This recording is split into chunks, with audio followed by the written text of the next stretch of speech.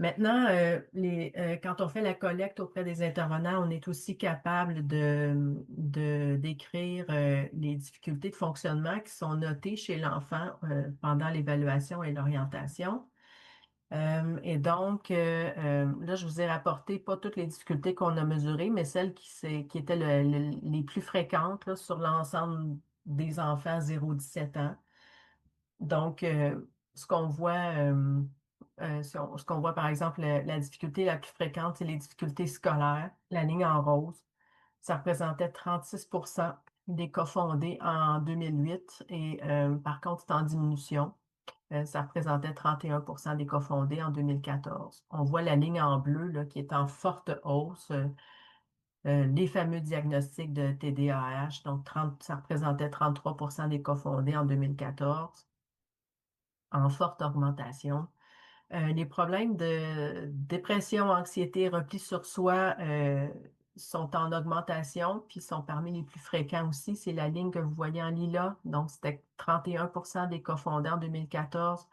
Ça serait super intéressant d'avoir des données plus récentes pour cet aspect-là, que selon les données qu'on nous dit là, sur la santé mentale des jeunes actuellement, ça nous porte à croire que cette tendance-là a dû se poursuivre dans le temps, là, si on avait des données plus récentes. Les comportements autodestructeurs seraient en diminution sur ces deux cycles d'enquête-là. Donc, on est passé de 25% en 2008 à 13% en 2014.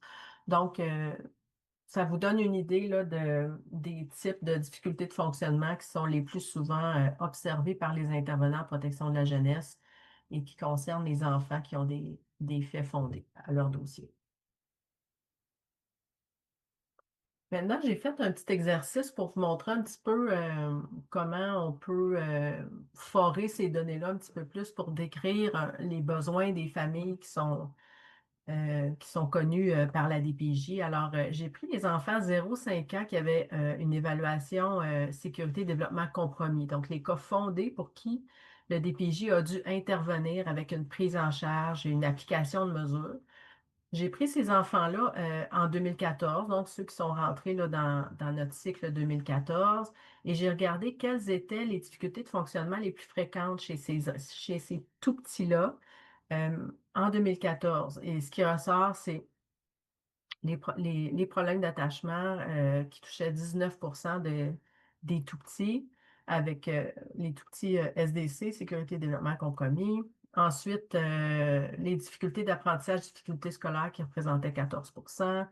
Les problèmes au niveau de l'attention et de l'hyperactivité, 15%, et les retards de développement, 29%.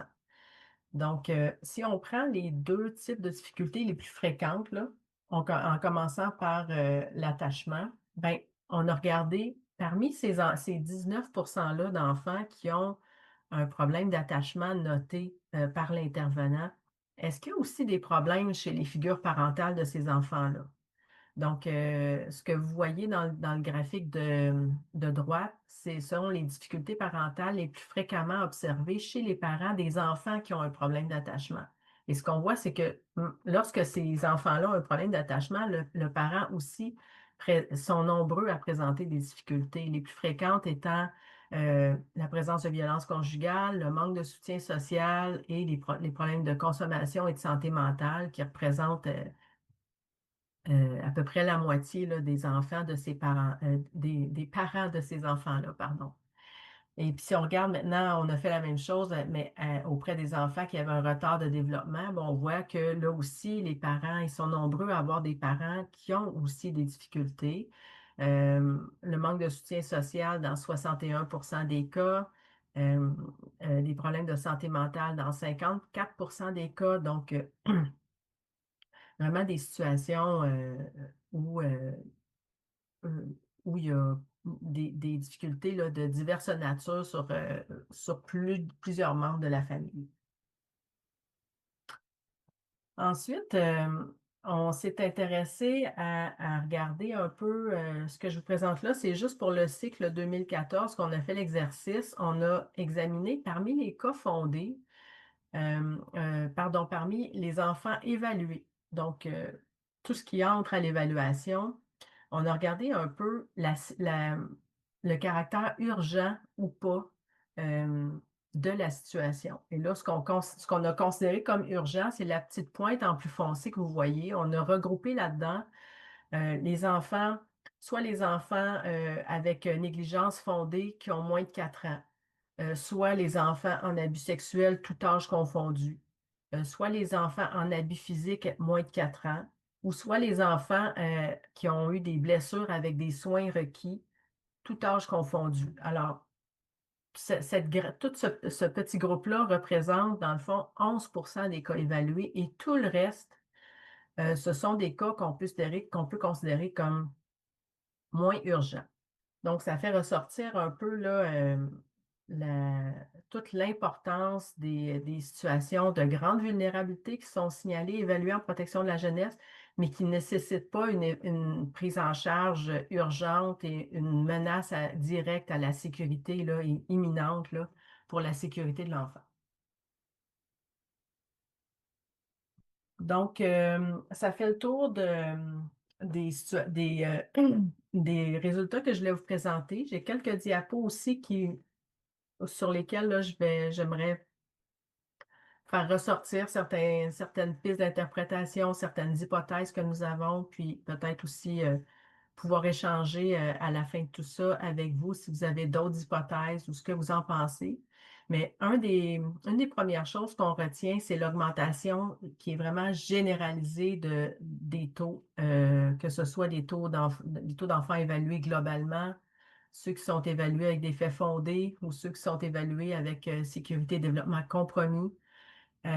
Et ce, malgré les efforts de prévention et les politiques progressistes qui sont sans cesse mises de l'avant chez nous au Québec. Effectivement, au Québec, on a de nombreux programmes sociaux qui s'adressent aux familles et aux enfants vulnérables. On a des politiques qui sont jugées comme étant progressistes. On a un taux de pauvreté infantile qui est parmi les plus faibles en Amérique du Nord, le plus faible au Canada, si je ne me trompe pas, avec des dépenses aussi dans les services aux familles qui sont très élevés. Et malgré ça, les taux d'enfants évalués, pris en charge en protection de la jeunesse ne fléchissent pas. Alors, ce qui soulève plusieurs questions. Le IQ, le IQ ne nous permet pas d'expliquer les tendances, hein. Le IQ, c'est une étude descriptive transversale. Donc, ce qu'on peut faire, c'est mettre des hypothèses, mais on n'a pas de données empiriques là, qui peuvent venir confirmer ces hypothèses-là. Alors, une des premières hypothèses qu'on a, c'est ben, est-ce que nos fameux services préventifs qu'on dit universels, est-ce qu'ils sont si universels que ça? Est-ce qu'ils atteignent vraiment les familles qui en ont besoin? Il y a toute la question de l'accès. Les services sont là, mais est-ce que les familles y ont accès? Est-ce que ces services-là sont adaptés à leurs besoins? Est-ce qu'ils sont d'intensité suffisante pour répondre au type de besoins que ces familles-là ont? La question se pose.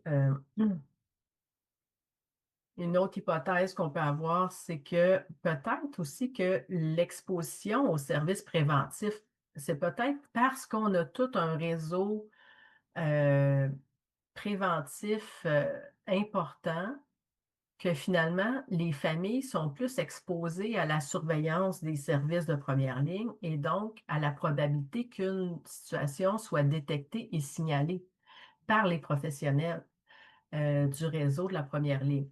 C'est une hypothèse qu'on ne peut pas écarter. Et ce serait quand même une bonne chose à condition que le système de protection puisse répondre à la demande, euh, ce qui est moins certain.